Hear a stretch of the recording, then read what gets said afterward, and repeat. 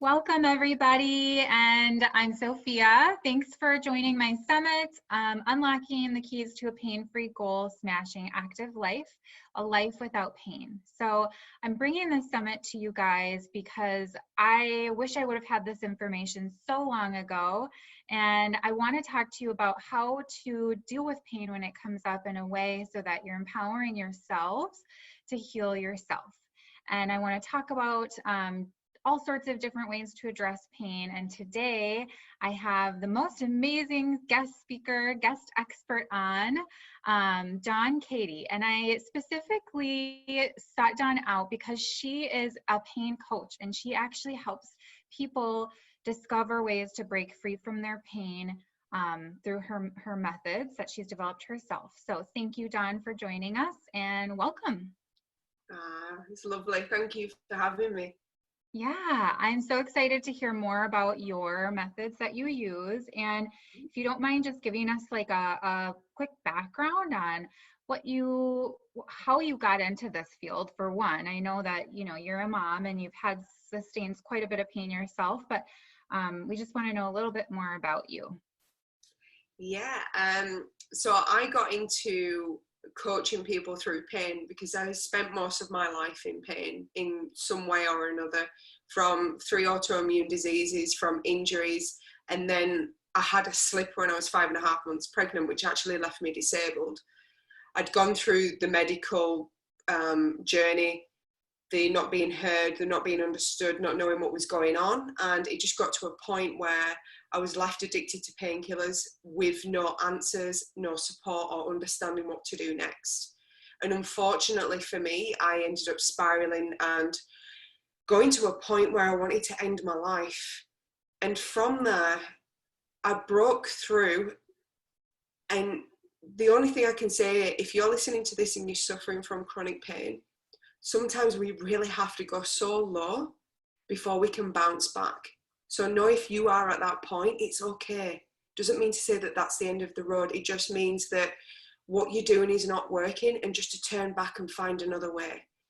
And that's what had me on this journey, because I thought, I can't be the only person that is going through this. And the uncertainty of suffering in pain is relentless. And it takes you to a point where you feel so isolated and so misunderstood. And that's why I do what I do, because I never ever want another human being to get to the point where I was, with no one holding the hand, helping them get out of it, because it was really difficult. I know how difficult it is. So that's how I got into what I'm doing. And I'm so passionate, as you probably can tell. I can. I mean, we connected like immediately over the phone, and I can just see how much your presence is intentioned towards healing and towards bringing that light to other people. So thank you for making this your mission, and I'm so excited to get this information into people's hands. So how did you discover what was the turning point of when you were seeking pain relief to when you started to heal yourself? Like, was there a moment, was there a tip or a teacher that you were able to connect with that taught you how to do that? It's really interesting. There was a few points. So the point of breaking my addiction to painkillers, I didn't realize that I was addicted to painkillers until when my little boy at that time, who was 16 months old, and he had a knife, and I had no idea how he got the knife. And I was sat in the living room and I just looked and went, I'm not even aware of what's going on. I don't even know how my son got the knife. I don't even know how long I've been spaced out for. That was the first realization, where I was like, I can't get through this pain with painkillers because I don't even know what my son's doing. That was the first thing.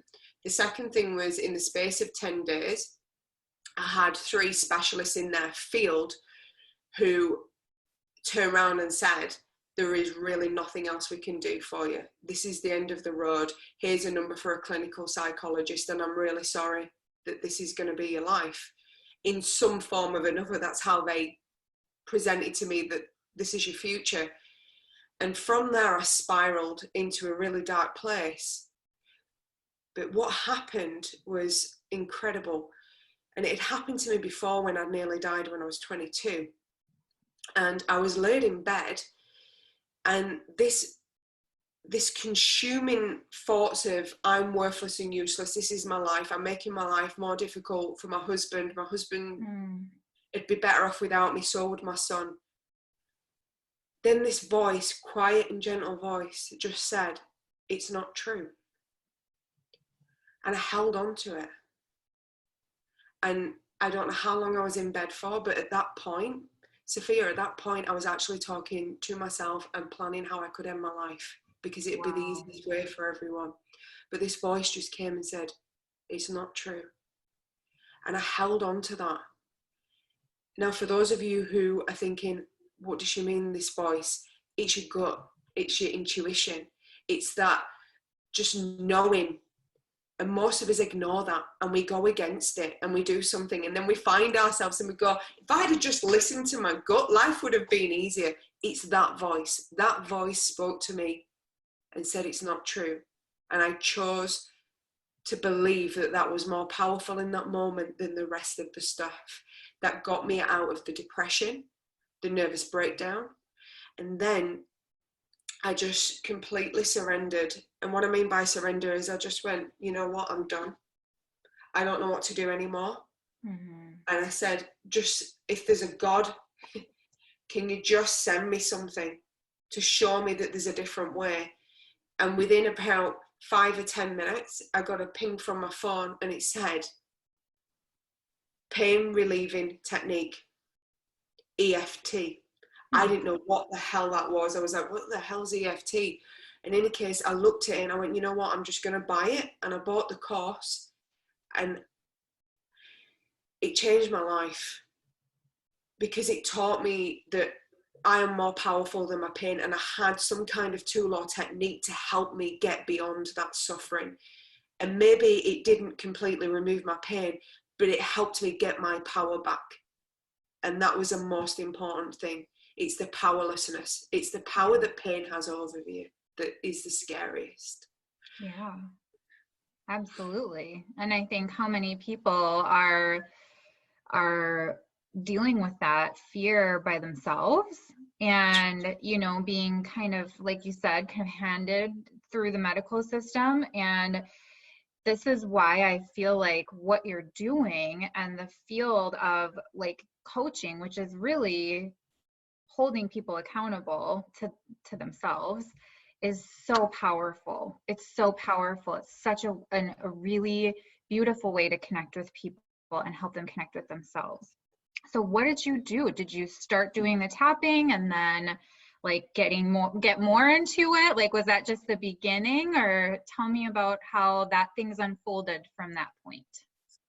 So the first thing is, when the pain got really bad, I used the tapping to gain control, that I wasn't allowing the pain to be bigger than me. That's the first step. You have to not allow the pain to be bigger than you. Okay. Then from there, I was like, okay, so if I'm bigger than the pain, then I need to stop these painkillers and I need to take control. So then I use the tapping every time, because remember, we create habits. And the habit for me, Sophia, was every time my pain came, I walked into the kitchen and I pulled out the drawer and I went straight for a painkiller. And it was a habit. I had to break that habit. And I used tapping. When I opened up the drawer, I'd go, oh, here I am. Do I want that painkiller? Or is it just a habit? So I started interrupting the pattern by asking myself that question. And then when the answer came and I could feel that it was from fear, that the pain was bigger than me, I would then tap. And I'd use the tapping to go, I am more powerful than my pain, and I know at times it feels like it's more powerful than me. I know I'm now at the medicine cupboard and I'm just wanting to take these painkillers.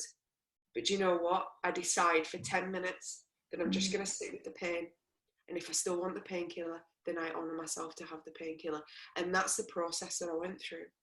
And eventually I completely came off. I was on high level opioids and I was on 13 a day, and I completely came off them in a very short period of time. And some of them are very nasty to come off. And I came off with minimal side effects, because I went through that process. I didn't rush my body, and I just talked my body and my mind through the process. You see, we separate ourselves, and that's not how it works. You are in control over your mind, and you're in control over your body. And the day that you allow your mind and body to be in control of you is when you start to lose your health. So what I coach people on is, you are in control over your mind and you are in control over your body. And these are the tools and techniques that you need to do for each of them, because it's different for both. And when you have that oneness where you are in control, but you're working in harmony together, not to the detriment of your body or not to the detriment of your mental health, then the body starts to heal. It's an amazing journey to go on. So wow. I can't imagine. I mean, it's like it's so intense, you guys. Like there are so many people, and we talked about this a little bit, you know, before COVID, we're in an opioid epidemic. Yeah. And, you know, I've been there myself. I myself have had massive issues with my back. And I think the pain point that finally gets you to the turning point, to the turning page where you decide to change what you're doing, like you said, it's not physical, it's an emotional pain that you're like, what, you know, like for you, it was seeing your son with a knife. And, you know, I had a similar experience, in my recliner where I was sending text messages, and I was on so many painkillers, I couldn't remember the text messages that I was sending. And I looked through my phone the next day and I went, oh my God, I sent text messages to like 3 people and I had no idea, like I had no recollection of sending them. And it's scary. It's really scary, but then it's what you choose to do with it from that moment forward, and how you choose to honor what you're going through. And if you're going to pull it out by the root, or if you're going to keep putting a bit of a Band-Aid on it. And that's up to the individual. You know, that's not something that people can really change. But what you're saying is that when you hit that point, there's help. There's always help. But when you hit that point, there's a choice. Yeah. Absolutely. Yeah. Okay. So tell us about the emotional side of it, because the tapping is the physical side, right? Or is that something? Yeah, do you know, tapping is really, really, really interesting. And the way that I explain it to people, because it looks crazy, just want to name it. It looks weird. It looks crazy. And you're just talking to yourself and you're tapping on these points.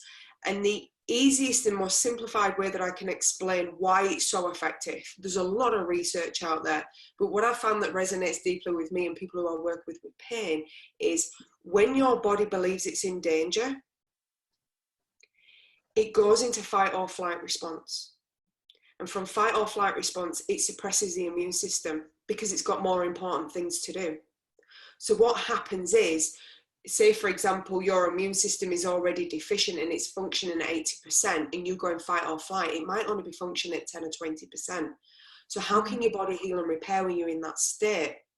So what tapping does is, it actually separates your mind and your nervous system, okay? So your mind and nervous system are deeply linked. So the brain signals to the nervous system, we are in danger. And then the nervous system does its thing. So it goes, right, okay, you've got to run from this burning building. Let's get blood in the legs, in the arms, so you can run, and into the heart and the brain. So it stops sending it to your immune system. And when that happens, basically, you can't heal and repair from your injury. And when this happens continuously, you then start to wear away your nerves. So your nerves become, so imagine a wire, and the conduit of the wire starts to fray. So the wires are completely and utterly exposed. That's what happens to your nerves. And when your immune system isn't functioning, it can't go in and repair your nerves. Yeah. It's too busy getting you out of that burning building that's not actually happening. So what tapping does is, it allows your mind to express all your emotions, all your thoughts, everything that's going on for you, but your body's not impacted by it. It doesn't suppress your immune system. So when you're tapping, you're allowing your body to still heal and repair whilst you're going into that emotional trauma, that emotional baggage that's happened. Or if you've had a car accident, you're able to explain that car accident without actually physically taking your body through the process. So what people don't understand is I'll give you this as an analogy. When you have a car accident, yeah, say for example it's quite a bad car accident and the ambulance driver comes and the policeman comes and you're telling your story to the ambulance, you're telling your story to the paramedic, you're telling your story to the police officer, you're then taken to hospital and you're speaking to the doctors, you're then telling the nurses, your family members come and you tell your family members, you're on the phone to friends and family, you come home and you tell your neighbour, you tell your children.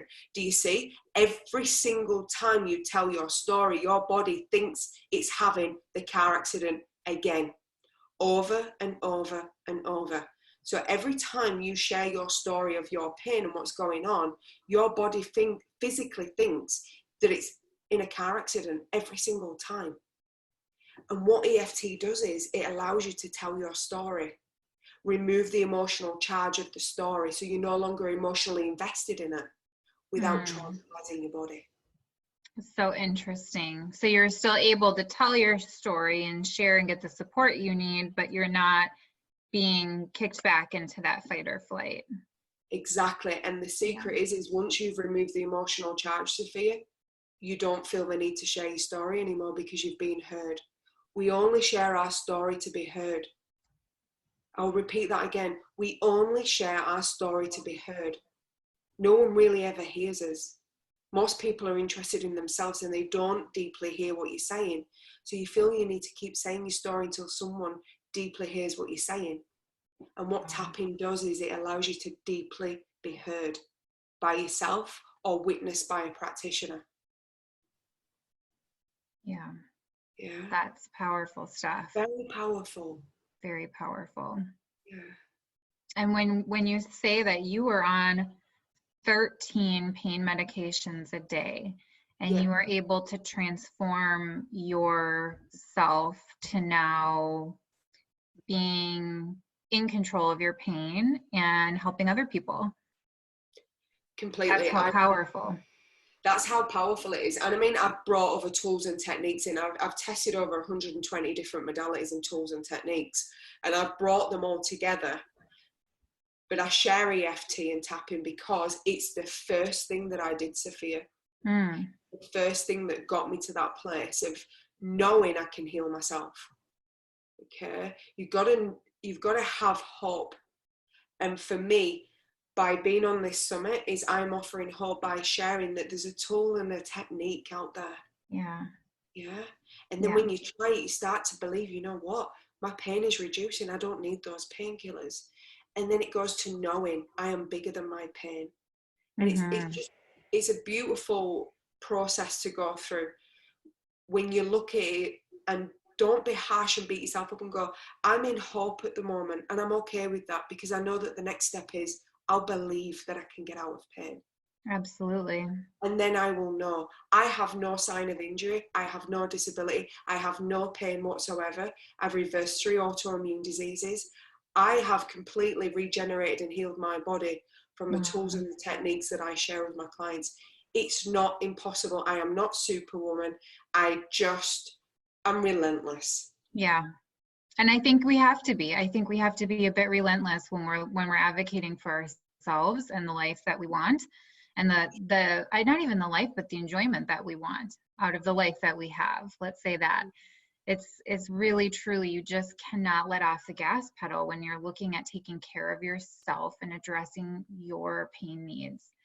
And I think, if we would have had this information 30 years ago, it would have changed our lives. And that's why I'm so passionate about sharing this summit.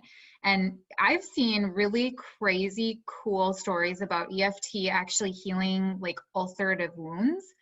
One of the people that really changed my perception of pain, what had severe diabetes, and she had wounds that just would not heal for like months and months and months. And I think about cases like that where, we may think that there's not a lot of hope. And what you're saying is really to keep having faith, because there's so many tools out there. We can't be the judge of who's going to heal and who's not going to heal, because nobody's too far gone. No. And I'm living, walking evidence of that. It doesn't matter how far down, and I call it a cesspool, no matter how far down you think that you are in that pit, you can always get back up. But you have to decide that you want to get back up. That's it. It's just a decision. Wow. Yeah. So exciting. So what do you think makes like if someone's looking for pain relief or someone's looking at helping patients with pain, what do you think is a way to make that successful? What do you think creates a successful pain program in your experience?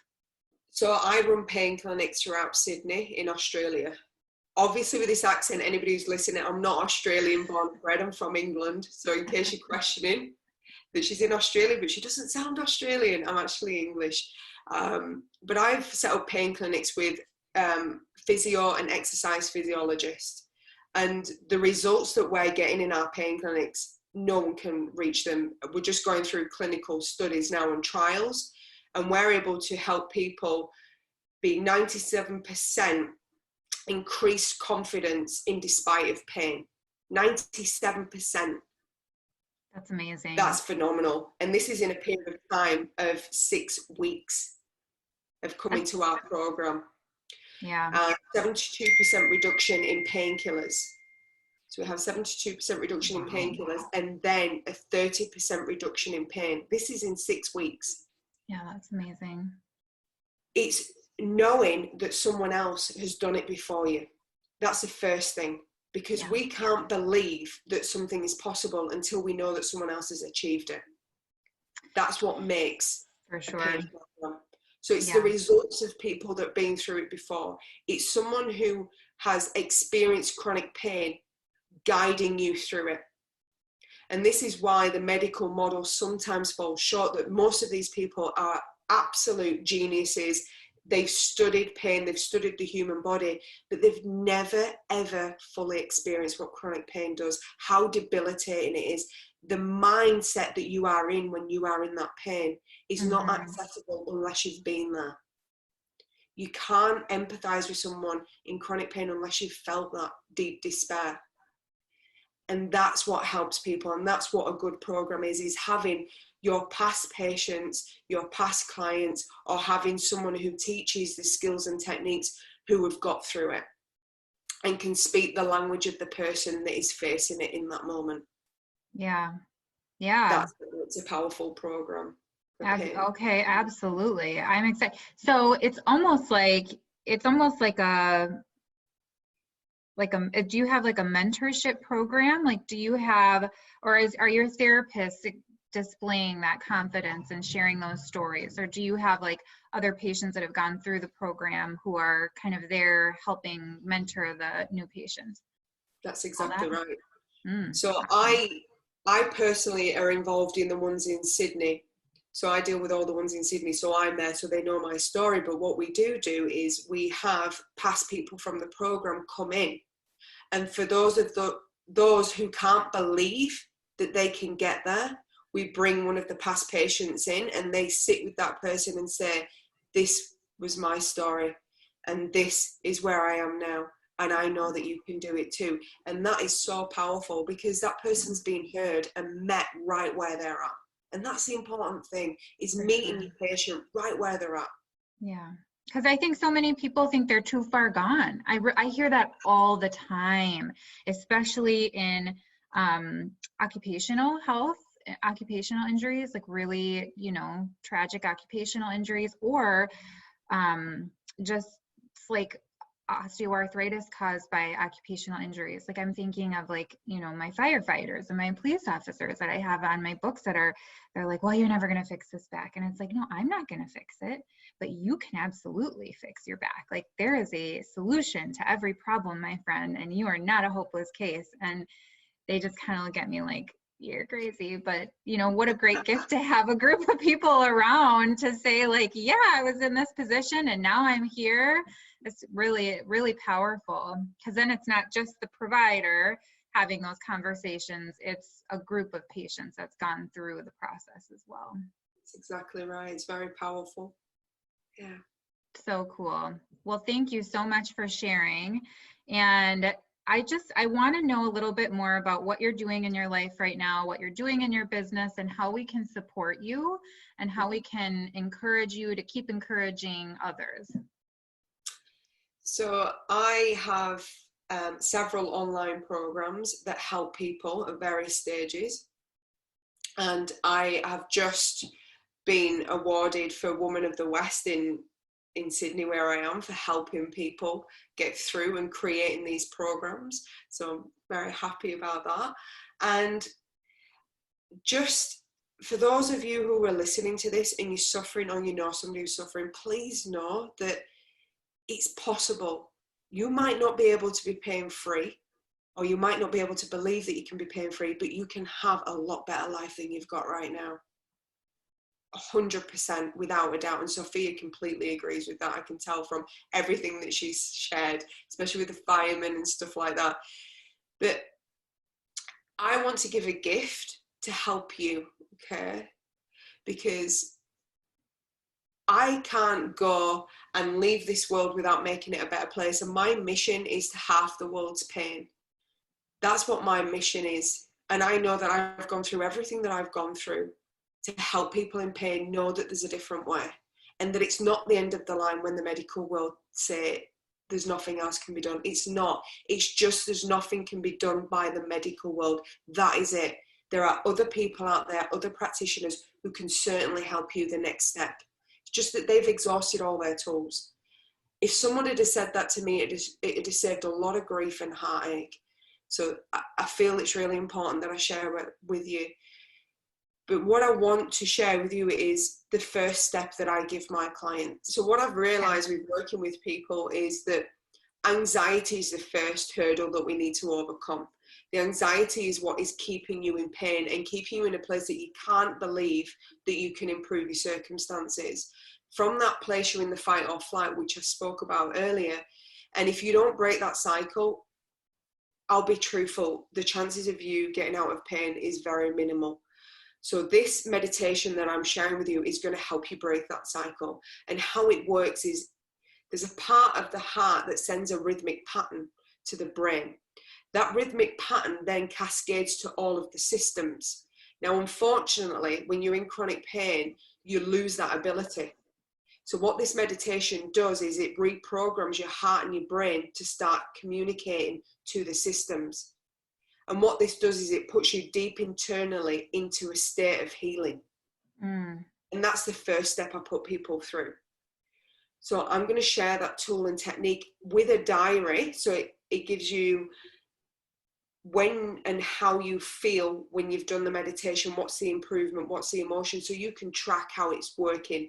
Generally takes about 10 days for people to notice huge results. And you'll start to notice that you're not as anxious, that you're not as stressed, that you're not as angry, that you're not biting at people because of your pain. And that's the first step. And there's a video in there that completely explains what this technique does as well. So you can get the science and the understanding on a deeper level. So that's my gift to everyone that's listening to this, because that is the first step that you need to take in your healing journey. That's so great. Thank you so much. Yes, that's an incredibly generous gift, Dawn. And I'm so excited for people to try this and download this. There's going to be a link at the bottom of this email, and you'll just click on the link and put your information in to get access to that. So I want to make sure to ask you, Dawn, is this shareable, or are you giving us permission to share this link? Okay, so if we're share the link with your family, your friends, anyone, share this information out. It's a bigger mission than me. This is halving the world's pain. Share it with everybody. Well, we talk about it like saving a life. You know, if you're helping someone that you know is facing painkiller addiction to opioids, they're self-medicating, this could save their life. So it's really pretty amazing. It's a pretty amazing gift. So we're so thankful, and I'm so grateful to have you here. It's just sharing all your wisdom on my summit. And thank you guys for watching, joining us to get some more information on how to empower yourselves to create a life where you don't have to say no to things you want to do because of pain. I encourage you to join us back tomorrow, right back here in your inbox for more information, another guest session on how to unlock the keys to a pain-free life. All right. Bye, everybody, and bye, Dawn. Bye.